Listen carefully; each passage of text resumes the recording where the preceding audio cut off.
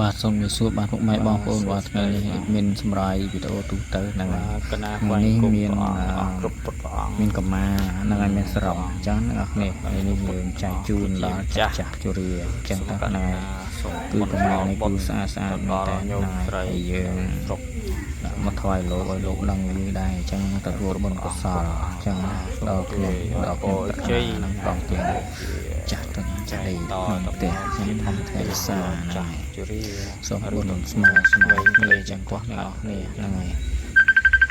ចែកនេះចឹងទៅឆ្នាំធ្វើម្ដងរត់នេះគឺមានចាស់ចឹងណាយើងចាស់ច្រើនដែរអញ្ចឹងអ្នកនរគ្នាហ្នឹងហើយ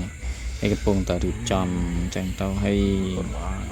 តកតងនឹងការដែលយើងធ្វើឲ្យនេះគឺដោយចិត្តអត់សុខចឹងអ្នកនរគ្នាហ្នឹងហើយយើងសម្រេចដោយទុនធានដល់បុណ្យកុសលដល់ស្មើគ្នាអញ្ចឹងទៅនេះគ្រប់ជួយអ្នកអញ្ចឹងទៅហ្នឹងហើយនេះយើងចែកជូនចាស់តែមាននេះហើយកម្មវិធីនេះកំពុងតែរៀបចំនេះនៅខាងក្រៅហើយខ្ញុំយកចេញក្រៅដើម្បីស្រួលណា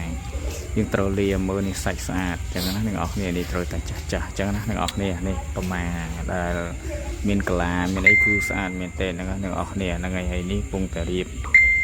មើលទៅណារៀបចំបច្ច័យដាក់អីចឹងណាតាមសទ្ធាតាមទុនធានចឹងណាអ្នកនរគ្នាហ្នឹងហើយ10000ក្រីហ្នឹងហើយ5000ក្រីហ្នឹងហើយយើងដាក់ក្នុងមានថងមានអីចឹងណាយើងដាក់មួយចឹងទៅហ្នឹងហើយបើតែយើងចែកជូនគាត់ឲ្យជាកម្មាហ្នឹងហើយយើងនិយាយយើងឲ្យជាសរងចឹងណាអ្នកនរគ្នាហើយវីដេអូក៏ចិត្តដល់ចប់ហើយហ្នឹងមានតែប៉ុណ្ណឹង